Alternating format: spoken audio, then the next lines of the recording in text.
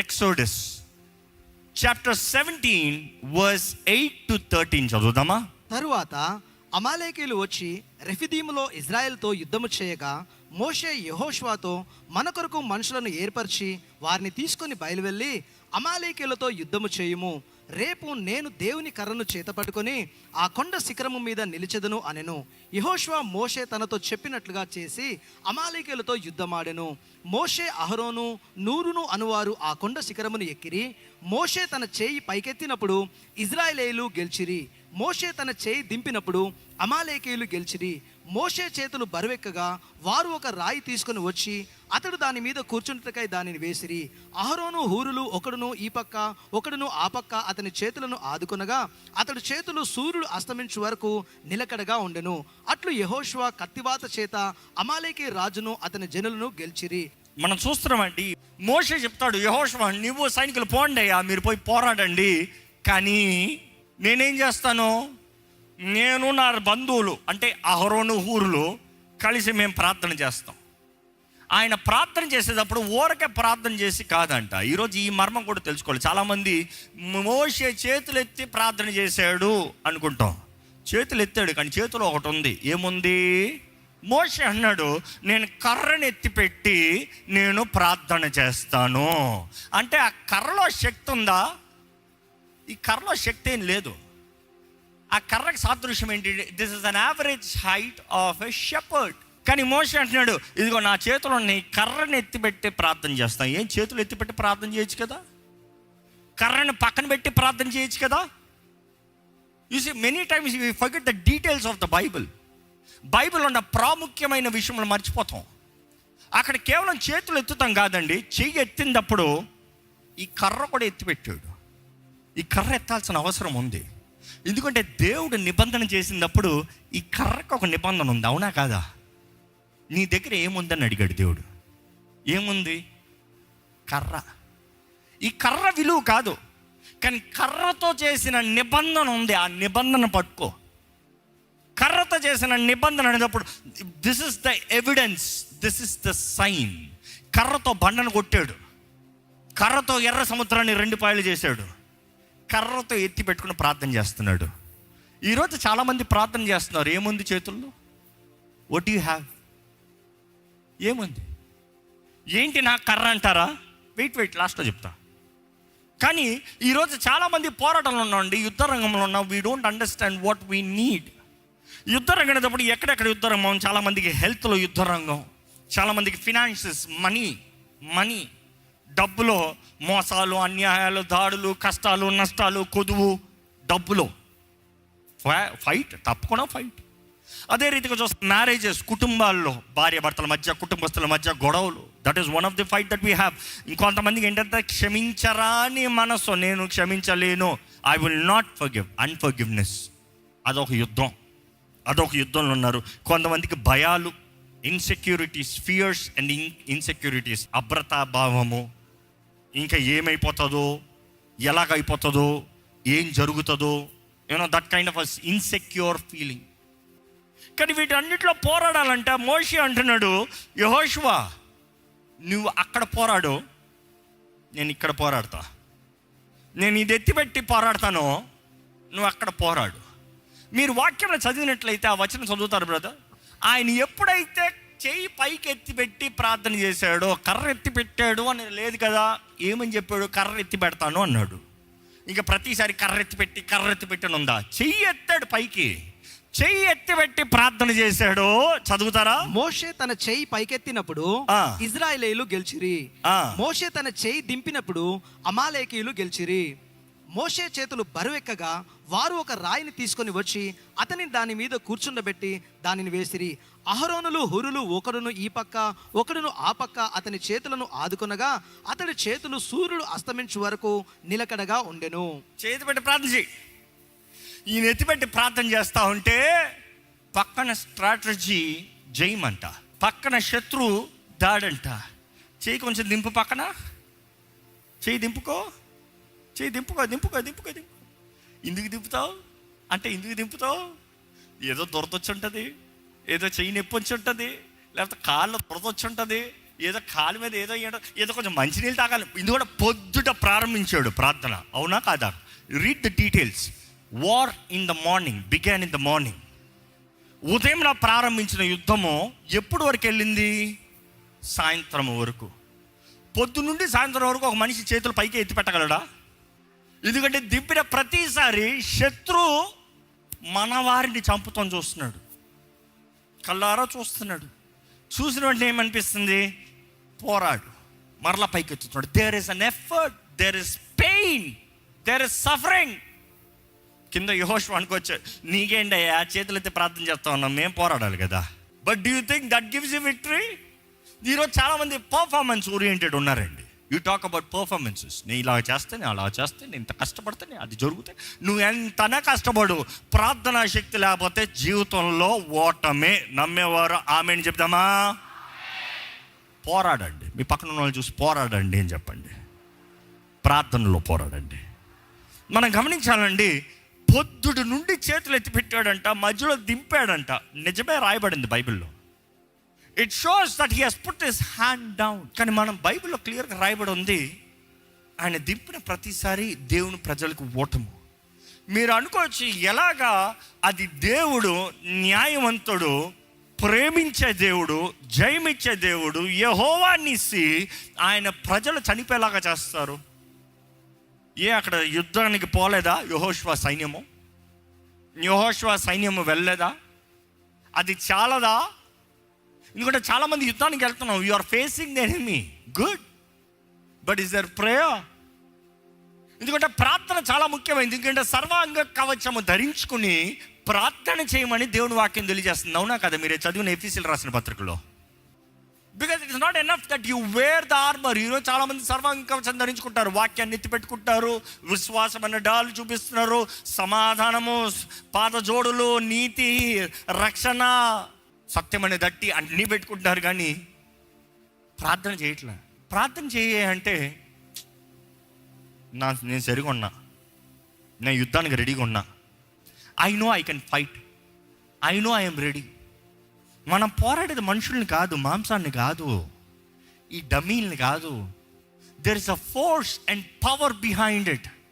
ఆ ఫోర్స్ని పోరాడాలి. కనబడని శత్రువు, కనిపించే శత్రువు కాదు, కనబడని శత్రువు. కనబడని శత్రువు ఎప్పుడు మనల్ని పోరాడతాను చూస్తానంటున్నాడు. కానీ ఎట్లా కనబడతాడంటే మనుషుల ద్వారంగా కనబడతాడంట. కానీ మనుషుడు కాదు పాపం, ఆ మనుషుడు వెనకాల ఉన్నాడు శత్రువు. చాలాసార్లు డెలివరెన్సెస్ మినిస్ట్రీలో నేను చూసినప్పుడు it takes lot of love to do deliverance. తెలుసా? It takes lot of love to do deliverance, lot of compassion. ఎందుకంటే డెలివరెన్స్ మినిస్ట్రీలో చూసినప్పుడు ఆ మంటలు అని ఉంటారు, వికృతంగా, ఫుల్ రైవల్రీ, వదులుతా నేను చంపేస్తాను రెడీ అన్నట్టు ఉంటారు. కానీ the truth be told, it takes compassion.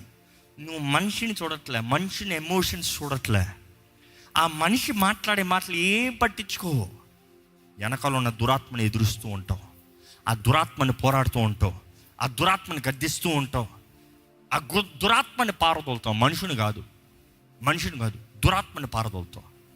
ఎప్పుడైతే దురాత్మ విడిచిపోతుందో అదే మనిషి చక్కగా నవ్వుతూ, చిరునవ్వుతో చేతులు జోడిస్తారు, థ్యాంక్ యూ. బట్ రిమెంబర్, మనం అనేక సార్లు మనుషులతో గొడవలు పెట్టుకున్నాం, మనుషులు అనుకుంటున్నాం, వెనకాల ఉన్న శత్రువును చూడలేకపోతున్నాం. దేవుడు మాకు తెలియజేస్తుందండి, ప్రార్థన చెయ్యండి, ప్రార్థన చెయ్యండి. చేతులు నొప్పి వస్తున్నాయంట పాపం. అహరోను ఊరులు అంతా వాళ్ళిద్దరు వచ్చారంట. వచ్చి ఏం చేశారు? ఆయన కూర్చునేలాగా కుర్చీ రాయో ఏదో ఒకటి వేశారు. మొత్తానికి ఆయన కూర్చున్నాడంట, చేతులు ఎత్తి పట్టుకున్నారంట. సాయంత్రం యుద్ధమయ్యేంత వరకు చేతులు. ఈ మాట గమనించండి, God didn't expect his performance. మరలా చెప్తున్నా, ఆయన పర్ఫార్మెన్స్ కాదు, యెహోషువ పర్ఫార్మెన్స్ మీద ఆధారపడి లేదు, మోషే పర్ఫార్మెన్స్ మీద కూడా ఆధారపడి లేదు. కానీ ఈయన చెయ్యి ఎత్తిపెట్టిన దాంట్లో ఉంది, there is something, there is power that is lifting up. కర్రలో ఏమాత్రం దానంతా దానికి శక్తి లేదు, కానీ కర్రతో చేయబడిన నిబంధన, మాట, వాగ్దానం, ద ప్రామిస్, ఆయన ఎప్పుడైతే ఎత్తి పెడుతున్నాడో యుద్ధంలో జయము. ఎప్పుడైతే దింపుతున్నాడో ఓటము. ఆయన కూర్చున్నంత మాత్రాన ఓటం రాలే, ఆయన నిలబడినంత మాత్రాన జయం రాలే. కర్ర ఏంటి ఆ కర్ర? ఎందుకంటే మనం ఈరోజు చాలామందిని అర్థం చేసుకోవాలండి. వారు ఎప్పుడైతే కర్రని సపోర్ట్గా మనిషి వచ్చారో చీటింగ్ అనలే. ఈరోజు పర్ఫార్మెన్స్ అయితే చీటింగ్ అయ్యి ఉండేది. పక్కన అసిస్టెంట్స్ వచ్చారు, వాళ్ళ శక్తి, వాళ్ళ అసిస్టెంట్స్ వచ్చింది, వాళ్ళు ఎత్తి పట్టారు, ఈయన ఊరక డమ్మీ. నో. వారు చేసింది ఏంటి తెలుసా? ఇదిగో ఈ చెయ్యి, ఈ కర్ర నిబంధన. ఈ చెయ్యి ఎత్తి పెట్టాలి, ఈ కర్రని. ఈ చెయ్యి ఎత్తితే పనికిరాదు. నేను ఎత్తేస్తానులే, మీరు వదిలే, నేను ఎత్తేస్తానులే, మీరు అట్లే ఉండాలి, నేను ఎత్తేసుకుంటానులే అంటే అవ్వదు. ఆయన చేతుల్లోనే ఉండాలి, కానీ ఆయనకి సహాయం అవ్వాలి.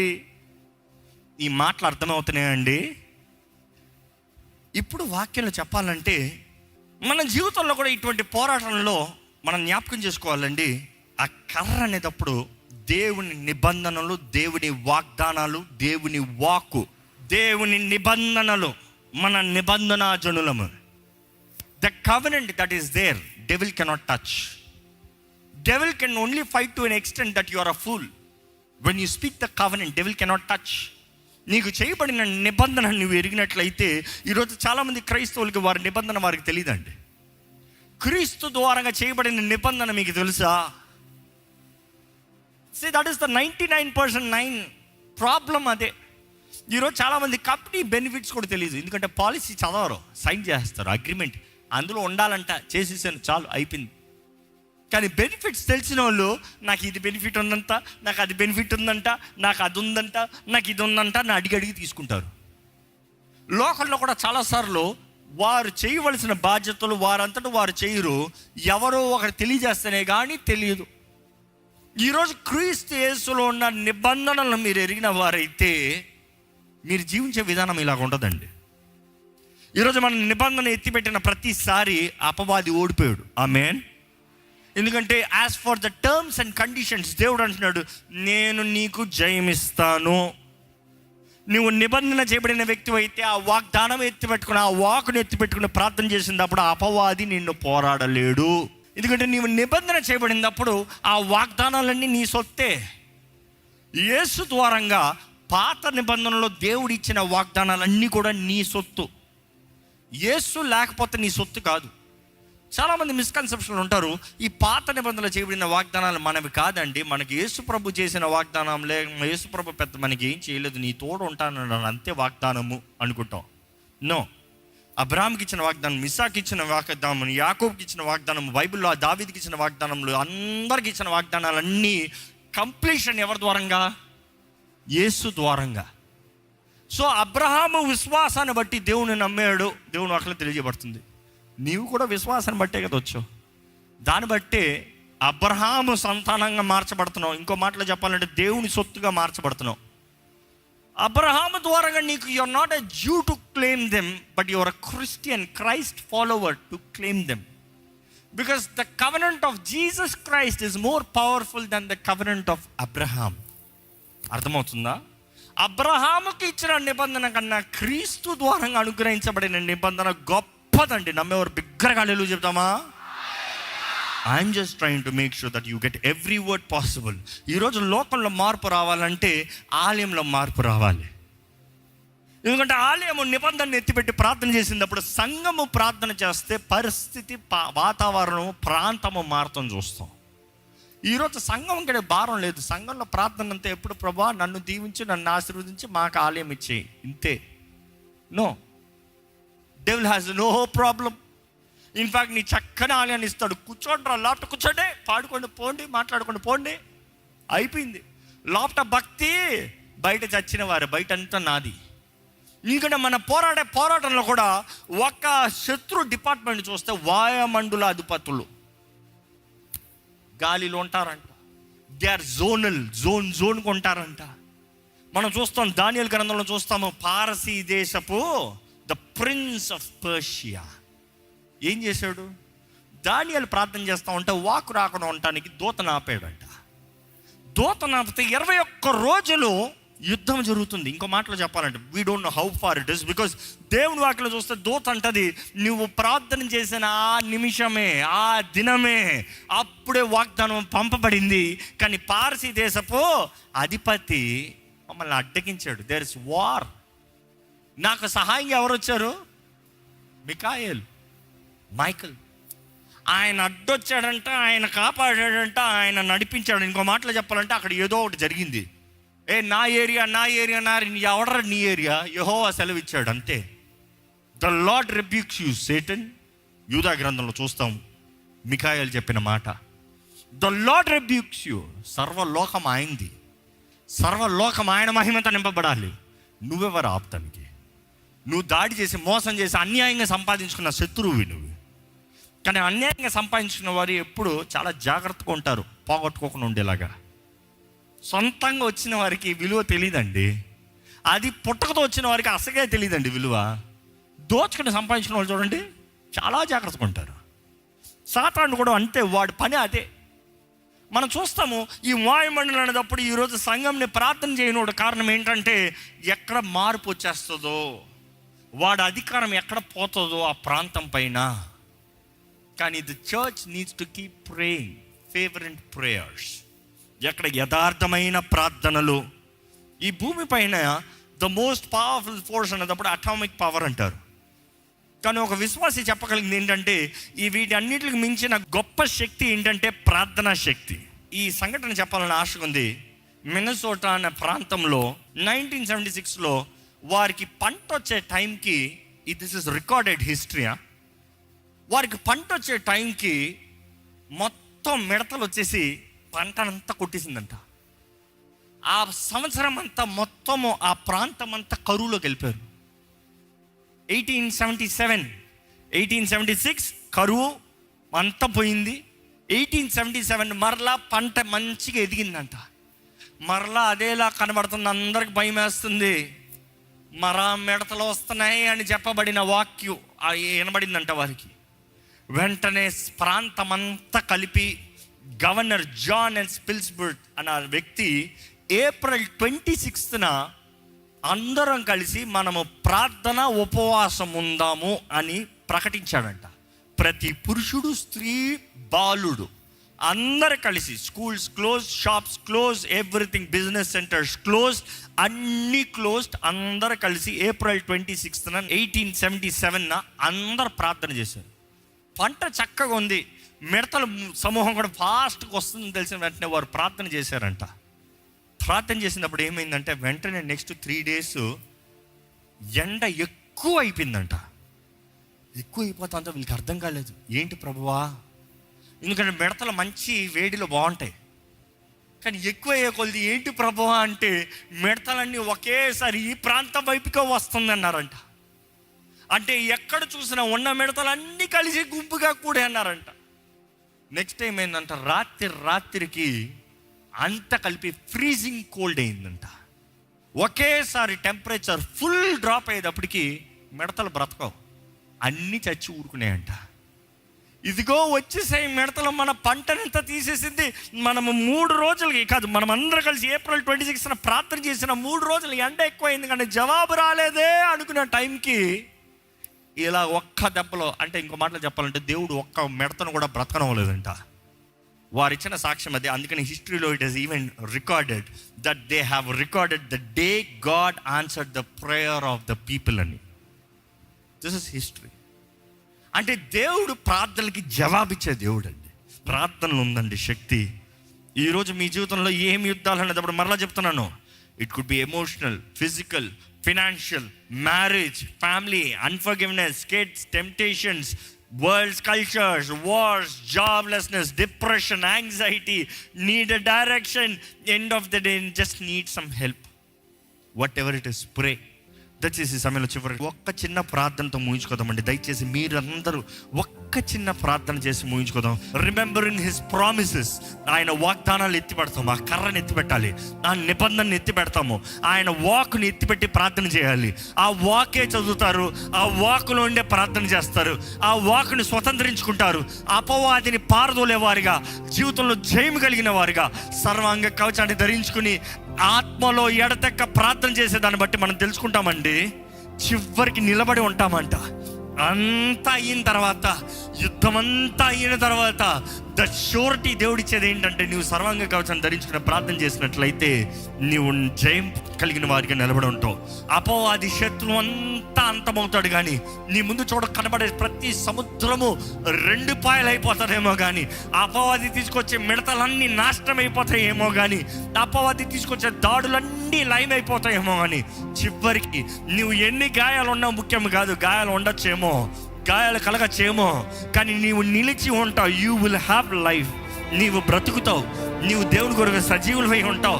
యోబు చెప్పినట్టు చెప్తావు, నా విమోచకుడు సజీవుడు, నేను నా కనులారా చూచేదను. He was not just saying that thing, he was speaking the word. నా నిబంధన ఎత్తి పెడుతున్నాడు. నేను షియోల్లోకి వెళ్ళినా కూడా పర్వాలేదు, నన్ను కుళ్ళు పట్టనోడు. దావీదు ఊరక మాట కాదండి, ఆయన నిబంధన ఎత్తి పెడుతున్నాడండి.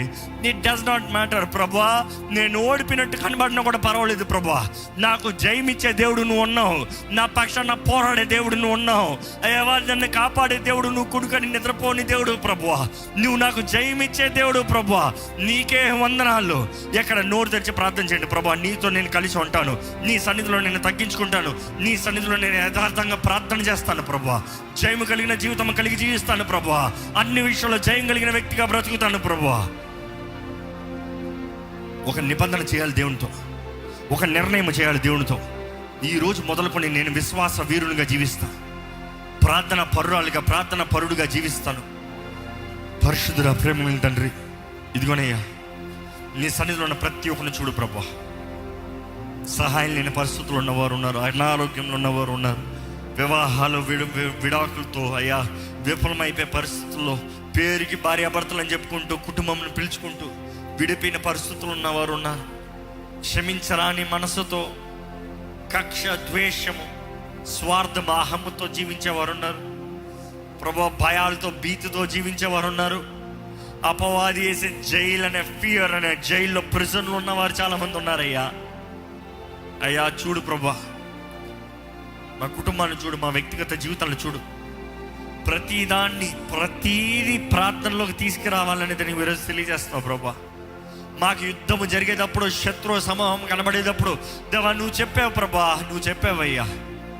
అయ్యా నువ్వు మోషేతో చెప్పావు, అమాలేకులను మొత్తం ఈ భూమిపై నుంచి తుడిచివేస్తానన్నావయ్యా.